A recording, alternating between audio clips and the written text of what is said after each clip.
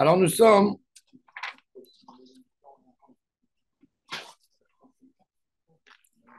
dans le Osim Passim,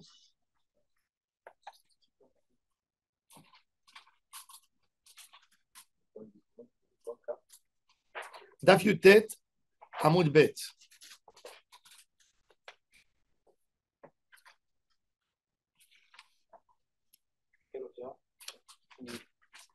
On était. 5 lignes, des grandes lignes du haut, non? Alors on reprend depuis Yutet Hamoud Aleph la dernière ligne et on monte. La dernière ligne, Tanou Rabanan. On a parlé des les Rochav des Parot, on a amené qu'il y avait un débat entre Rabbi Meir et Rabbi Yehuda. Est-ce qu'il fallait prendre 6 vaches, faire passer 6 vaches dans les espaces ou 8? La distance, la plus petite distance qu'il y a, Toda, la plus petite distance qu'il y a entre les passim, c'est Rocha Verouba chez le para. Alors, Tanoura Banan, Kama, Rocha Verouba chez le para. Combien c'est le Rocho Veroubo? De la même manière que l'homme, il a un Rocho Veroubo pour Souka, et quoi avec sa tête et la majorité de son corps dans une Souka. Même la vache, quand elle va rentrer, on a un puits. En fait, on a envie de pouvoir tirer, puiser l'eau du puits pour donner à l'animal à boire. Donc le puits, il est Réchout à Yahid. Dehors du puits, c'est Réchout à Rabim. J'ai envie de donner aux vaches à boire sans avoir de problème de Issour au Tsaha. Donc je mets les dioumadines des côtés, les coins, et je veux que les vaches elles puissent rentrer. J'ai pas envie de faire un truc trop grand. Alors, qu'est-ce que je dois calculer? Alors, il dit Rocha Verouba chez le para. C'est combien Rocha Verouba chez le para? Ama ou Shnish Ama. Si on calcule la Ama à 40 centimètres, donc on a le Shnish de la Ama, on a 70 centimètres à peu près. On est à 70 centimètres.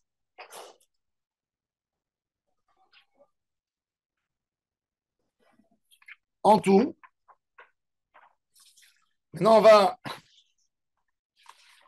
on va calculer même qu'en réalité, on ne peut pas mettre les vaches une à côté de l'autre comme ça, tête que. On veut rien calculer pour avoir le rocheux et rouleau pour voir combien elles peuvent rentrer, pour manœuvrer, pour bouger. Donc si on a 6 vaches, ça nous fait Esser Hamot. Ça c'est Rabbi Meir. Rabbi Yehuda, il dit Shlosh Esser Hama. Pourquoi? Parce que lui, il demande qu'il y ait 8 vaches et pas 6. Et il a dit ou Karba Esser Hama. Alors la Gemara a dit pourquoi Karba Esser? Ça veut dire entre 13 et 14. Alors la Gemara a dit mais le Rochav, il est Esser Hamot. Qu'est-ce on a dit il y a 6 vaches? On a dit non parce qu'il a voulu parler aussi de la Sefa. Et dans la Sefa, Rabbi Yehuda, il a dit qu'il faut 8 vaches. Donc, c'est 13. Alors, la Gemara pose la question, OK, quand même, on n'est que à 13 et on n'est pas à 14. Parce on a fait le compte que 6 vaches, ça nous donne 10. Ça donne 9, 9. Tandis que quand tu calcules 8 vaches, ça te fait 13,2 amot. Et tu te retrouves avec une majorité de hamas qui n'est pas calculée. Donc, tu aurais dû dire 13,5. Pourquoi tu dis Qu'est-ce que je serais qui 13, 14, c'est pas vrai? Alors la Gemara, elle répond Shum deba el mitne ki 14. La Gemara dit que c'est Alo Avia, Amarav Papa. Yeterot al 13 ve'enan magiot le 14. Elles sont plus que 13, mais elles n'arrivent pas à 14. Maintenant, la Gemara, elle va essayer de comprendre la forme des traits. Si vous vous souvenez, au début de la Mishnah, on avait un débat entre Rabbi Yehuda et Rabbi Meir. Pour Rabbi Yehuda, il suffisait 4 diumad. Oui, les 4 coins. Ça c'est le puits, il est au milieu. Il a dit, fais un truc comme ça, un petit mur, petit mur, petit mur, petit mur, petit mur, petit mur. Et tu n'as rien du tout entre. Et pour Rabbi Yehuda, ça c'est pour Rabbi Yehuda. Pour Rabbi Meir, il fallait mettre même ici des pshoutim, des poteaux. D'accord? Alors la Gemara, elle va essayer maintenant d'aborder ce sujet.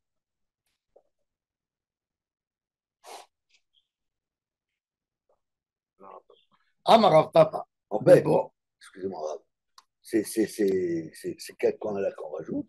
C'est pour un peu pour donner une cour, privatiser pour et privatiser. augmenter le rechute à À Yahid Yahrid, et que ça soit accessible aux bêtes. Minatora, il faut savoir que, alors comme j'ai expliqué au début du Pérec, Minatora, c'est cachère, même pour un homme. Chachamim, ils sont venus, et dans leur Hachashot, ils ont dit l'homme, il ne va pas savoir exactement c'est quand Reshut Yahid et c'est quand Reshut Arabim, et il va annuler les différences entre Reshut Yahid et Reshut Arabim. Alors, ils ont interdit. Quand ils ont interdit, ils n'ont pas interdit pour les pèlerins et pour les gens qui ont besoin de donner à boire à leurs animaux. Il y avait un second débat. Est-ce qu'on a le droit de faire cette solution de Diumad pour un puits qui n'est pas plein d'eau toute l'année? Un petit puits. Je cherche une solution pour Shabbat. Je trouve une petite source d'eau, un endroit, un petit ruisseau. Je mets ces 4 Diumadim et Shabbat, je viens pour donner à boire aux vaches. Alors, selon certains Tanaïm, ils ont dit non, c'est pas bon. Pourquoi? Parce que comme il ne va pas y avoir de l'eau ici dans 2 semaines, dans 2 mois, les gens ils vont dire que ici c'était un réchauffé yachid et ils vont être métal tel. Donc tu ne prends pas que dans un endroit où il y a de l'eau tout le temps. Bon. Ça c'était ce qu'on a vu au début. Alors maintenant, on va élargir le. Alors maintenant, qu'est-ce qu'il a dit, Rabbi Meir? Rabbi Meir, il a dit plus tu vas élargir, tu vas mettre des bâtons au milieu pour faire une notion de, Continuité. de continuité. Oh,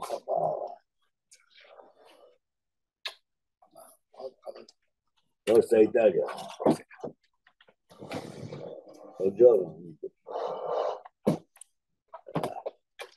On est sur le sujet, alors Gabriel, on est sur le sujet d'un puits. Je reprends.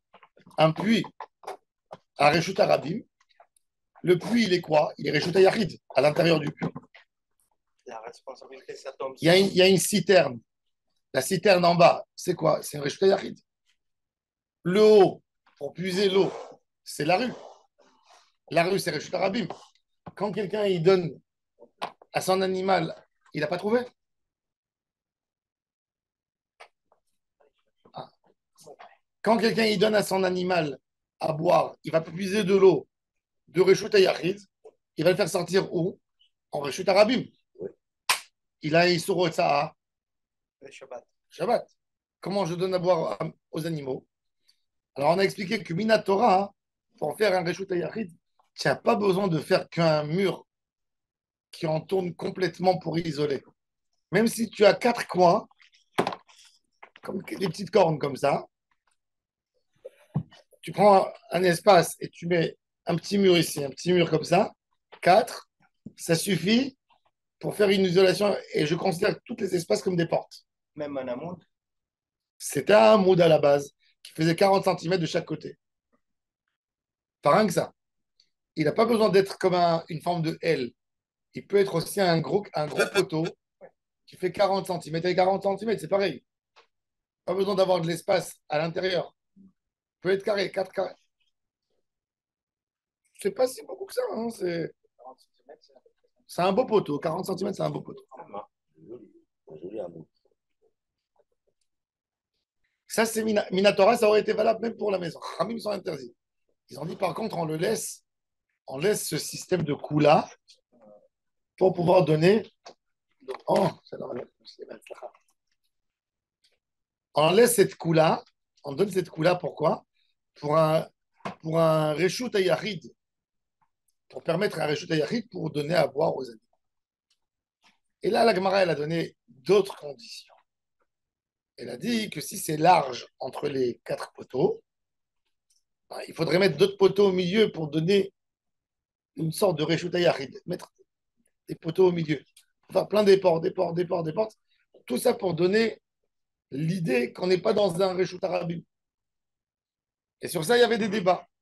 Alors, dans le truc original, qui est petit, Rabbi Meir, il est venu, Rabbi Yehuda, il a dit, il suffit 4 diomades, 4 poteaux. Il est venu, Rabbi Meir, il a dit, non, je ne suis pas content. Je ne suis pas satisfait. Tu vas me mettre des poutres au milieu. Et là, la Gemara, elle va aborder ce débat. Amarav, papa, quel est d'abord le diamètre du puits? Combien il fait? Combien il fait le puits? C'est important de savoir. Bah, pour savoir l'espace, si j'ai mis des diomades, je me suis fait 2 mètres Il carrés. est relatif au fait à la taille du puits. C'est Ouais. ça Ah oui.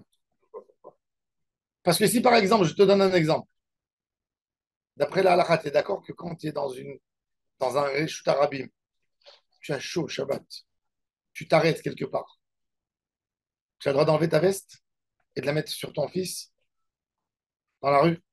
Oui. Pourquoi? Tu bouges pas, quoi. Tu bouges pas. Pourquoi? Tu ne Pourquoi? changes pas d'endroit. Parce que dès que tu mets quelque part, tu as tes arba amot. C'est fait. Donc, si le puits il était tout petit et moi je veux tirer et je suis là, donc automatiquement, j'ai pas de problème. Si je m'arrête Shabbat, Si le puits est plus grand que l'Arba c'est là. eh ben oui, c'est pour ça que je te dis que c'est important. Tu as dit pourquoi c'est important le diamètre. Tu t'arrêtes Shabbat, à Paris à côté d'un robinet d'eau. Tu veux boire, tu as le droit de boire. Tu vas tirer l'eau. Tu vas me dire que tu le sèches quand tu bois, tu fais sortir. Non. Pourquoi? Parce que tu as Arba Amot. La question, encore une fois, c'est quand c'est large. Une mare, par exemple. À Paris, il y a partout des petites fontaines.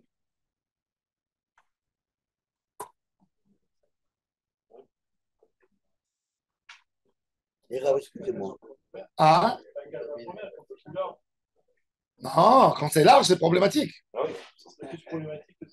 Ah ben oui. Ben, si c'est large, tu dépasses les 4 amotes. Moi, j'ai plus de 4 amotes de Reshut Arabim.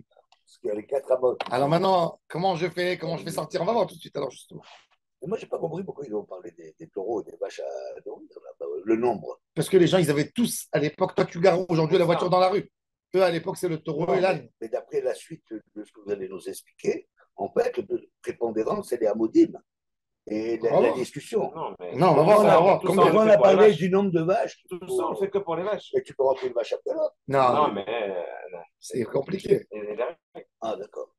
Jusqu'à combien on peut? Tu peux dire une seule. Ah, jusqu'à combien? Jusqu'à combien on peut? Amarav Papa, Bebor Shmone, des coulées à Malo, plié de l'Obaïnan Pshutim. Il dit le révar autorisé, même d'après Rabbi Meir, c'est que je dois avoir d'un poteau à un autre 10 amot. Du moment où j'ai 10 amot, au moins que 10 amot, je n'ai pas besoin de mettre encore quelque chose, de rajouter quelque chose. L'Obaïnan Pshutim.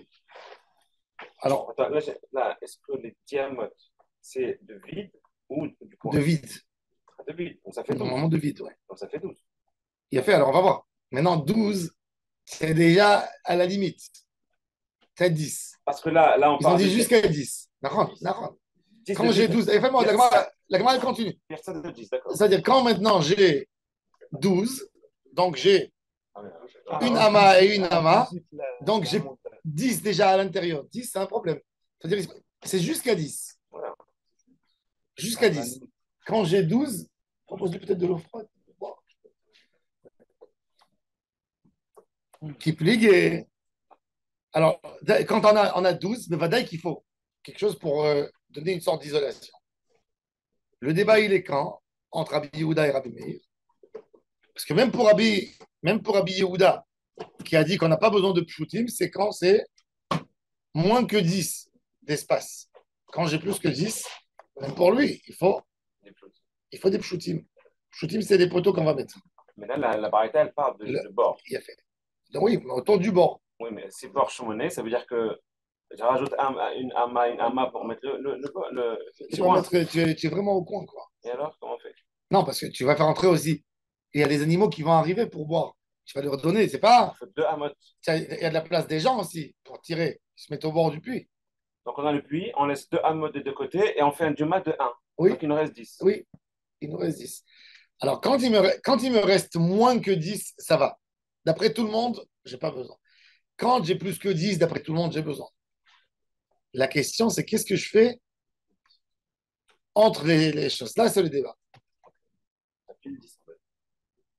Ouais, c'est ça qui est bizarre dans le Braïta, c'est Shmona et Qui Shmona. plie On va voir. mishmone ad Shtem 12. Esrei.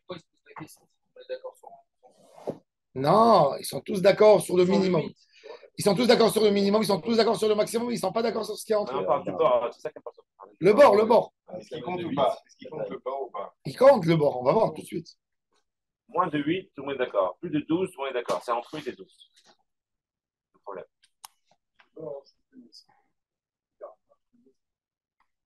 Quand le bord il fait 8, donc on a une amas de chaque côté. Quand le bord il va faire 10, on est dans un problème. Il y a ici un dessin, Ouais.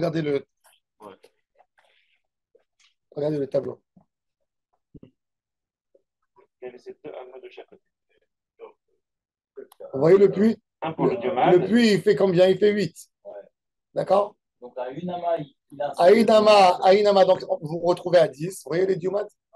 Maintenant, s'il était un peu plus large, je dois éloigner, je dois mettre des. Là, on a une personne de 10. Et là, a priori, il y a une barrière. Là, il n'y a pas de problème. D'après tout le monde. Mishmone à 12, les Rabbi Meir bainam pshutim, les Rabbi Yehuda lo bainam pshutim. Shtem Esrei, comment on fait?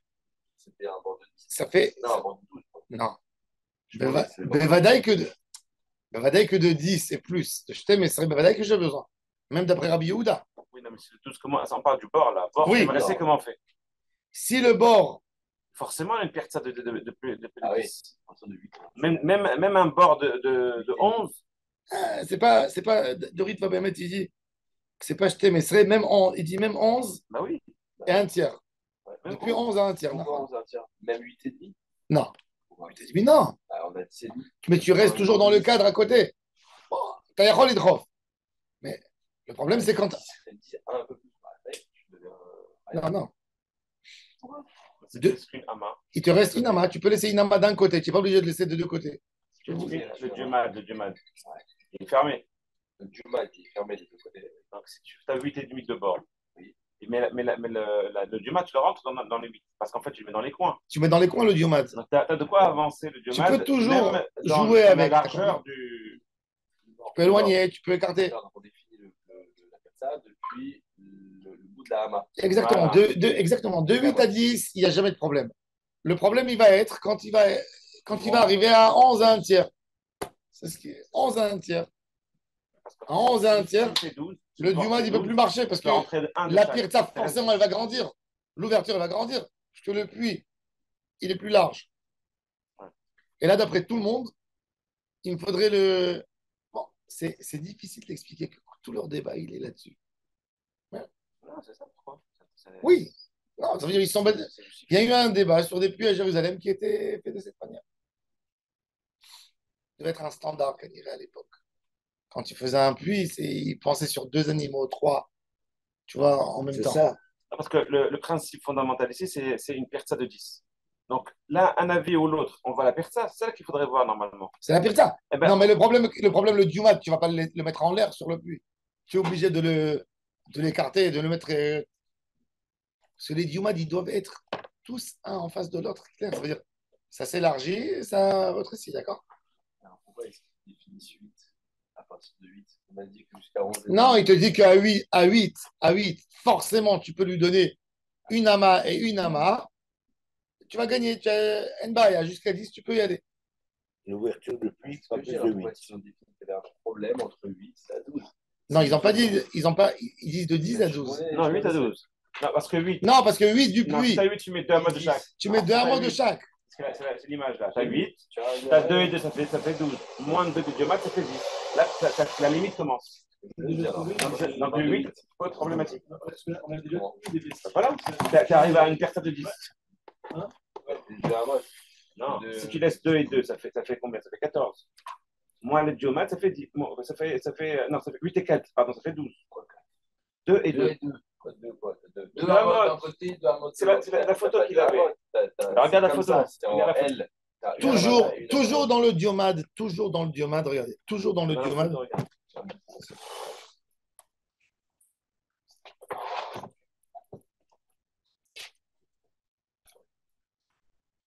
Ah, c'est encore les vaches, les 6 et les 12. Moi, j'ai proposé quand tu Moi, vas j'aurais après fait l'autre. Ça, c'est le puits, d'accord? Ça, c'est le puits. Le puits, il peut faire 8. Ils veulent 4 à la fois. Tu fais la Il shrita, peut tu la faire, manges. il peut faire 10.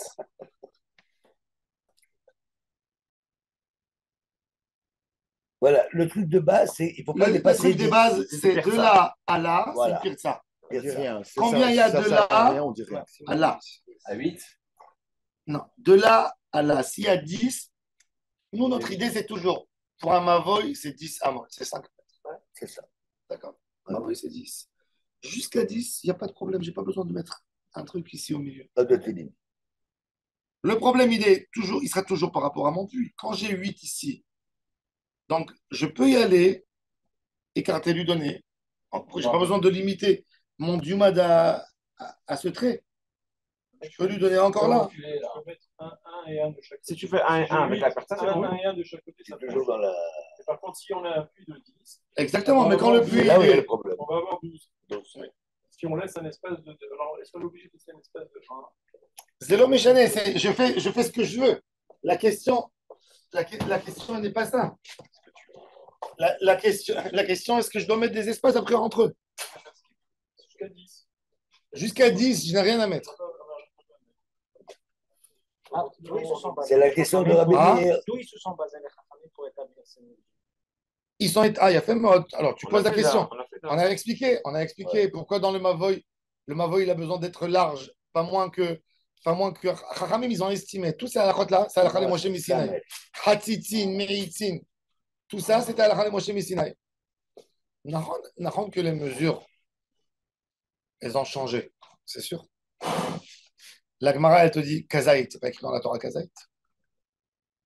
On a vu que Kazaït, c'est pas écrit que Kazaït, que de manger un dvar issour, c'est Kazaït, de manger dans le jeûne jusqu'à Kazaït. Chachamim, ils ont estimé combien il faut pour l'homme. Ça n'a pas changé. C'est vrai que tu vas me dire que l'idée de base, elle a changé. D'accord? Les gens, ils dorment aujourd'hui avec des espaces plus larges. Il y a 50 ans, 10 personnes dormaient dans un 60 mètres carrés. Parce qu'ils vivaient toute la journée dehors. Les gens, ils travaillaient. La maison n'était qu'un dortoir. Alors, c'était autre chose. Et Chachamim, ils ont pris, mais quand même, les mesures n'ont pas changé. Ils ont parlé d'un minimum possible pour permettre à une réchoute. Espace vital, minimum, pour être à l'aise. C'est pour ça qu'il parle des rochaux. C'est ça. C'est la mesure. Il a fait, mais du moment où le puits fait C'est ça. 10, comment c'est le problème? Parce que comment tu vas t'approcher? Tu as besoin de. Arrête, tu ne peux pas être au puits à sec. Comment tu vas faire sentir le seau d'eau?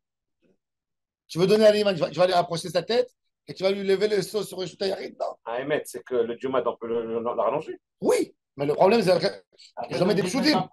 Le problème, il n'est pas sur les diumadim, mais il est sur les pshoutim de mettre au milieu. Oui, mais si tu allonges la taille des diomates, c'est ça que tu dis, alors tu n'as pas besoin de À mettre un émettre, c'est ça, passage. c'est que tu mets des diomates. En plus, tu peux utiliser le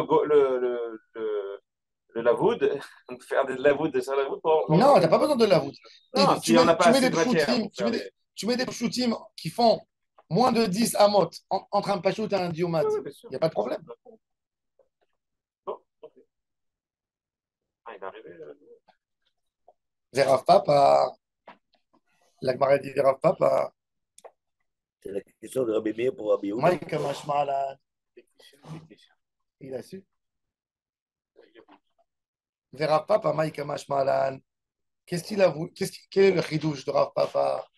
C'est écrit dans la Mishnah. Il a trouvé le fil. Emcha trop autant.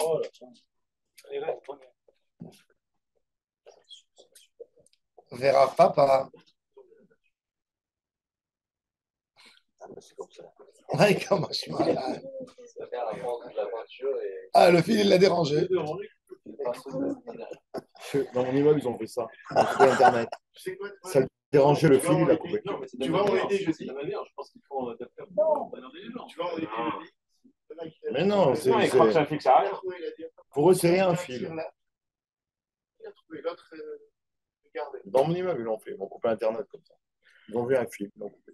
Donc, de fil en aiguille, on Oui. était, De là, il faut Continue apprendre. à être Chacun abruti. sa C'est une chance. bracha qui soit Le, abruti. le Rav Yehuda Tzadka, il disait, pour l'homme, il dit, le Rav Tzadka, Tzadik Livracha, il disait à la Yeshiva, il disait, exactement, c'est ça la vie. Il dit, il y a un homme, qu'est-ce qu'il fait? Il fait de la peinture.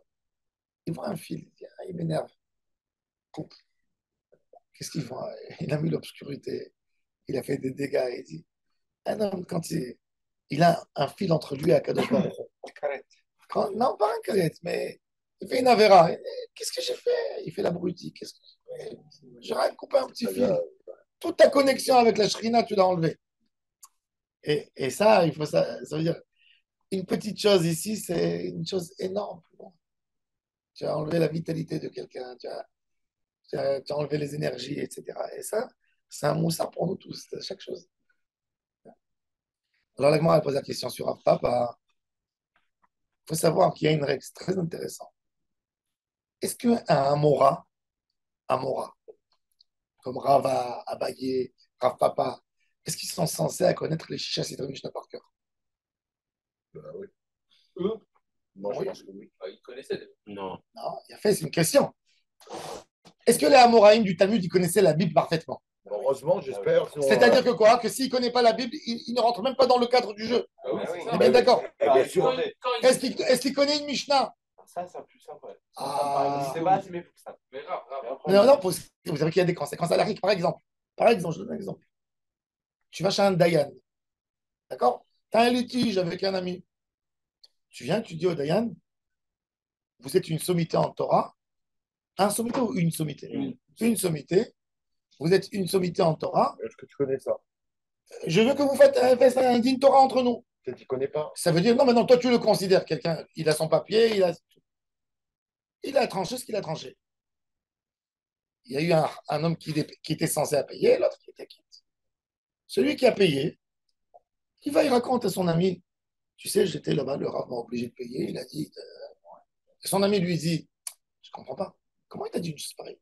C'est un Shulchan Aruch clair et net qui explique que dans ce cas, tu n'avais pas à payer. Dayan, il paye. Il va chez le Dayan, Le Dayan, il paye. il va chez le Dayan, il dit au Dayan, Shulchan Aruch. C'est pas compétent. Il dit, ma compétence, elle ne m'engage pas À maîtriser. à connaître tous les Shulchan Aruch. Est-ce qu'il peut dire une chose pareille? C'est Impossible. une question. Hein? Non, il doit payer. Alors la Gemara dit, déjà la Gemara elle parle, elle dit Toé Bidvar Mishnah. Il y a une halakha qui est acceptée dans le Ham Israël. Quand tu as une erreur fatale à ce niveau, le Dayan doit payer de sa poche. Attends, mais pas dans tous les cas. Mais si par exemple, c'est pas Shulchan Aruch, c'est le Shach ou le Taz ou un Bet Yosef qui ramène un avis, je ne suis pas censé la connaître. Donc je reste à ma logique. Et c'est toujours le même débat. Quelque part, et la Gemara, tout de suite, elle va poser la question. Elle dit Verav Papa, Maïka Mashma'alan. On vient d'expliquer tout ça avant. Alors la Gemara, elle fait la distinction entre une Mishnah et une Baraita. Elle dit tu ne peux pas poser la question à Rav Papa d'une Baraita.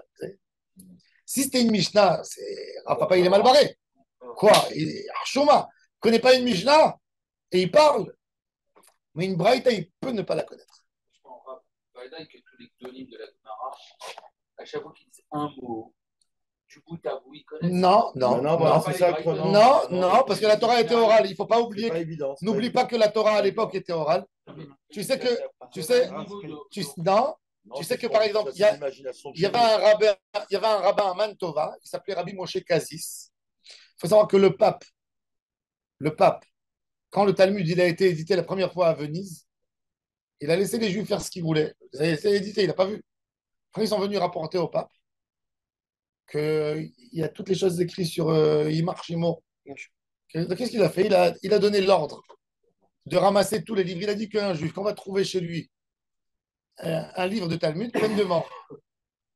Il n'y avait pas au centre d'Italie pendant 200 ans, il n'y avait pas un livre de Talmud. Qu'est-ce qu'ils ont fait les rabbins italiens? Ils se sont mis à étudier le Rif, que c'est un concentré du Talmud. Il y a un livre de Rabbi Azaria Pecho, qui était un rave énorme, mais tu vois des Gmarot entières qu'il ne connaît pas.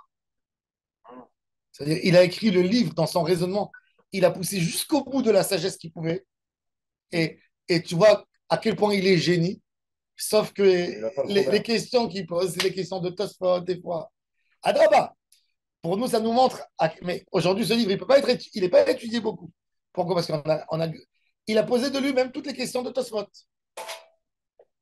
Ça veut dire, s'il avait un Tosfot devant lui, il serait arrivé. Mais c'est ça la question. Alors, eux, à l'époque, dans tous leurs psakim, toi, tu viens aujourd'hui, tu dis Rabbi Yosef Karo, Gemara, Meforeshet. Okay. Il n'avait pas la Gemara. Mais à l'époque des Amoraïm, un Amora qui vit, il a étudié la Torah il y a 40 ans chez son Rav. Il a étudié là-bas, il y avait les rouleaux de Talmud. Tu sais ce que ça voulait. Tu as vu combien ça coûte un Sefer Torah? Un Sefer Torah, ça te coûte une fortune. Imagine-toi qu'à l'époque, tous les volumes du Talmud, il faut 30 Sefer Torah. C'était en rouleau. Roule, étudie Stalara et ouvre là-bas. Mais oui, c'est pas évident.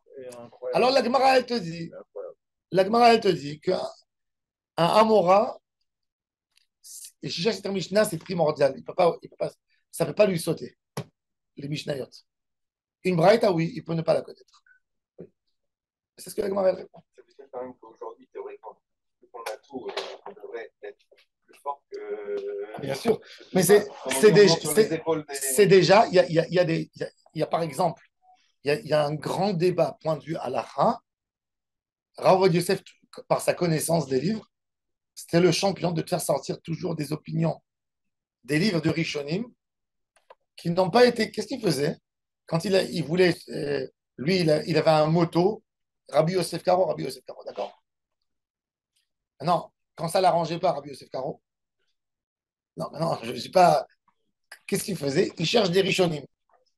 Et le Meiri, par exemple. Le Meiri, c'est un des sages de France, de Provence. Il a écrit, je vais vous montrer après le shiur, il y a ici une série, il a écrit 30 bouquins sur tout le Talmud. Et il dit, voilà, le Meiri, il dit, Rabbi Yosef Karo, il a amené un contemporain à lui. Ça veut dire un qui était avant lui, Troumat Adeshen.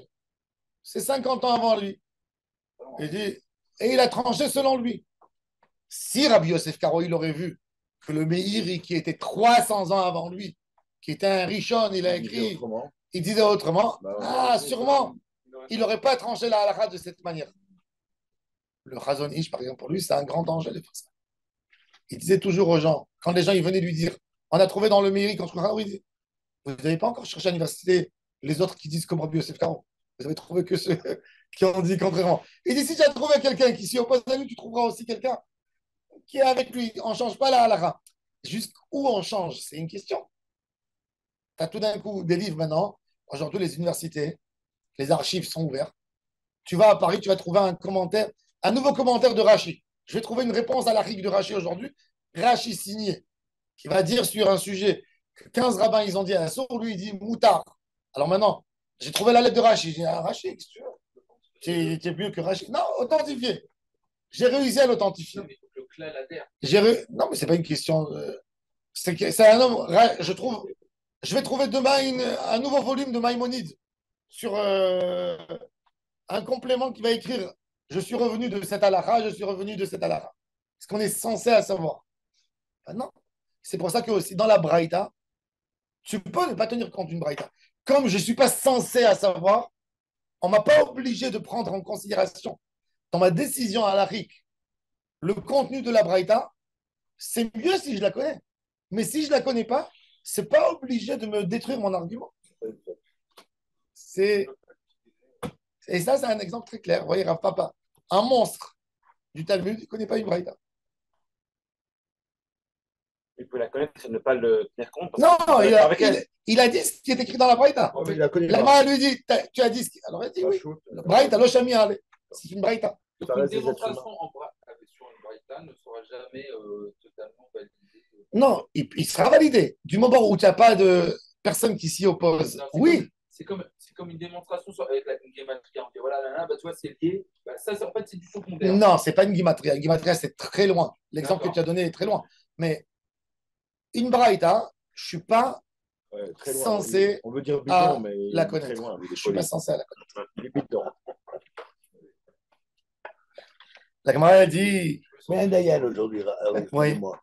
Un Dayan, est-ce que les Dayanim, on les forme dans des spécialités de la vie sociale et économique, etc. Ou alors un Dayan, il doit tout connaître, c'est impossible. moi, je, moi, Comme on j'ai dit, vu, il y a un moi, avocat, j'ai des vu, affaires, il y a un avocat. moi, j'ai vu en France des dîners Torah, des catastrophes. Je suis sûr, c'est bidon. Des catastrophes, des gens en France. Je pas tout savoir. Toda rabba לך, תשתה משהו. Non, אין. תביאו לו לשתות מים. תאכל משהו גם כן, תביאו לו. אתה רוצה קפה אספרסו? Peut-être avec sa machine, il a la solution concernant le problème du puits. Non. Alors Il se maintenant, connecte. ça, il faut toujours se rappeler de ça. Quand j'étais en France, il y avait des gars dans les communautés consistoriales, pas forcément consistoriales, hein. Des gens dans la communauté, ils ont un litige. Qu'est-ce qu'ils font? Eux, le rabbin, il fait le shiur de Parashat Shavua, ils sont sûrs que le rabbin, parce qu'après, mon cher Benou, il y a le rabbin. D'accord?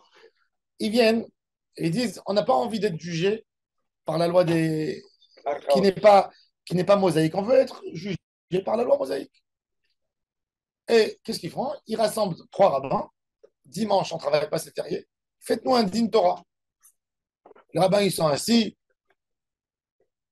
Ils jugent. Donc, donc c'est très important. Retenez toujours cette règle. Un rab, il n'est pas censé. Il y a des halakhot. Maintenant, par exemple, en Irak, d'accord? Un rabbin, il a tranché contre le Ben Ishraï. Eh bien, pour eux, c'est Torah Bidvar Mishnah pour eux. Parce que c'est pas possible qu'un rabbin irakien, il ne va pas connaître le Ben Ishraï. D'accord? Mais Rabbi Yosef Karo, c'est une règle générale. Ça veut dire qu'il y a des livres qui sont répandus dans tout le Ham Israël, que c'est pas possible que tu ne prends pas en considération. Et ça, c'est le Torah Bidvar Mishnah et les règles de choses. C'est-à-dire que je peux casser, quand c'est un livre connu, je peux casser l'argument de n'importe quel rabbin. Il y a un rabbin, il vient, il nous dit, je vois que Shulchan Aruch, il est contre ça. J'ai même pas besoin d'aller lui poser la question. Mais on le vit au quotidien, Pessah, qui mange le riz. Pourtant, je ne suis pas toujours le Shulchan Aruch.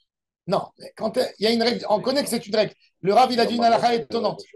On voit que Shulchan Aruch, il dit contre, on n'a pas besoin, c'est pas de faire kavod de Rav et d'aller essayer de justifier. On dit, il y a Shulchan Aruch, c'est le Rav qui a un problème. À Pessah, il y en a qui mangent le riz, il y en a qui ne mangent pas. Regarde, tu vois bien qu'on le vit encore. Ça. Alors, Donc, Shulchan Aruch, il n'y a rien qui est écrit à C'est un propos de ça. minag, ça c'est autre chose. Non, mais non. C'est un minag, c'est un minag. Minag. Non, mais par exemple, je ne sais pas moi, il y a un Rav, il va vous amener des tefilines. Maintenant, le mois de Elul, il y a quelqu'un qui m'a amené des tefilines. Il est parti les vérifier chez un certain Rav. Il lui a dit, tes tefilines, ils ne sont pas sauts. Il voulait lui vendre une paire de tefilines, d'accord? Il lui a montré quelque chose. Bah oui. Oui. Oh, moi, Il lui a montré quelque j'aurais chose. même pas ouvert, c'est possible. Il a montré. D'après Shulchan Aruch, c'est cachère. Ouais, c'est marrant, toi. Même d'après le Mishnah Berurah qui ramène. Alors, ce Rav lui a dit, tu avais besoin d'acheter des nouvelles tefilines. D'après la il peut aller l'attaquer après. Merci là. Moi, je ne suis pas venu te poser la question, qu'est-ce que tu penses, toi? Moi, je suis venu parce que tu es un connaisseur de Torah. Tu m'as dit contre le Shulchan Aruch. Le Chida, il dit qu'un Rav qui a dit sur un poulet qu'il est taref, alors qu'il est cachère. alors que d'après Shulchan Aruch, il était cachère, il doit mettre la main dans la poche. Et il dit ce Rav, quand il arrive à Kippour, eh ben, qui tape bien fort quand il dit Gazan, on a volé. Il y avait une histoire avec un. Hein? C'est dur, bien sûr que c'est dur. C'est comme Birkat Kohanim. Shulchan Aruch, il dit, on ne dit pas de Baruch Echa, et pourtant, tout le monde ne fait pas que Shulchan Aruch. Beaucoup ne font pas que parce que c'est le minag du Rikat, parce que c'est un minag, c'est pas une halakha. C'est Le Hamor Lahem, c'est Mazé Méchané, si j'ai dit moi. Donc, Shulchan Aruch décrit comme ça. Mais il parle, ça même, c'est un minag. Shulchan Aruch, il ramène. Quelle est la différence? Le Rav qui dit qu'il est taref parce qu'il ne sait pas s'il est taref ou il est Il ne sait pas, alors reste Le toi. Rav qui dit qu'il est taref en sachant qu'il est caché. En France. Bah, les deux c'est pareil. Les deux, c'est pareil. Alors, justement, le Rav, il ne connaît pas la halachot. Qu'est-ce qu'il aurait dû dire à cette femme qui lui a posé la question? Merci, là. Je ne suis pas un connaisseur. Mets-toi dans ta place naturelle. C'est pas une honte de dire je ne connais pas. Ok, c'est peut-être une honte. Elle croyait que tu étais le plus grand grave de la terre. Elle sait que demain, que ça, tu ne connais pas. Tu as voulu te mettre dans tu as voulu te mettre dans une position où tu dis que tu connais tout. Assure. Tu ne connais pas la halakha, paye de ta poche. Pourquoi tu as dit tarif? Ah? Pourquoi moi je dis je ne sais pas? Ce que je ne sais pas, je ne sais pas. C'est toujours bien de dire je ne sais pas, de toute façon. Tu sais combien de problèmes tu évites quand tu dis je ne sais pas? Bah oui, tu te débarrasses du problème déjà. Non, c'est dans la vie. Dans la vie. Combien de fois tu payes parce que tu as dit tu sais? La Gemara a dit mon cher Abben ou il a dit je ne sais pas? La Med Leshoncha, la Gemara a dit habitue ta langue, la Gemara d'Ambrachot, habitue ta langue à dire Eni Yodea. Je ne sais pas, je vais chercher. Je ne connais pas trop, je vais voir. En quoi c'est gênant de dire, même à un médecin, en quoi c'est gênant? Au lieu de dire je ne connais pas, je vais chercher. Rappelez-moi. Le médecin, il est plus proche de Dieu. Ça, c'est intéressant. Demain, on va voir 6 questions que Abaye il a posées à Rabat, son Rav, pour ses biraot, pour comprendre exactement toute la notion des putes. Demain, on va rentrer dans le sujet comment on fait exactement toutes ces notions, comment on se fait des réchutes à Yachid occasionnels pour Shabbat. Il y a quelqu'un qui m'a posé la question. Shabbat, il a trouvé quelque chose dans la rue. Qu'est-ce qu'il fait? Il métia. Chashouva, quelque chose d'important. 100 shekels. Hein? 100 shekels. Regardez, je marche. J'étais avec ma fille et ma femme, Shabbat, on marchait à Monaco. On marchait. On est sorti comme ça d'un jardin. Ma fille, Shabbat, ma fille, elle voit une boucle d'oreille qui brille comme ça. Alors je lui dis, laisse ça par terre. Elle me dit, non, on est à Monaco, ça doit être des diamants. J'ai dit, montre. Elle a levé. Elle m'a dit, alors ma fille m'a dit, j'ai pas de boucle d'oreille sur moi. Est-ce que je peux la mettre? Je lui ai dit, oui, tu peux la mettre, tu peux t'habiller. Tu as le droit de la même manière que tu as. Donc elle a mis la boucle d'oreille sur elle. C'était lourd, tu vois. Elle était toute contente. Elle m'a dit, c'est à moi. Hein? Ah, je lui ai dit, c'est à toi. Ok, c'est à toi. Elle était toute contente. Elle m'a dit, je vais faire avec ma bat mitzvah, je vais prendre un billet d'avion.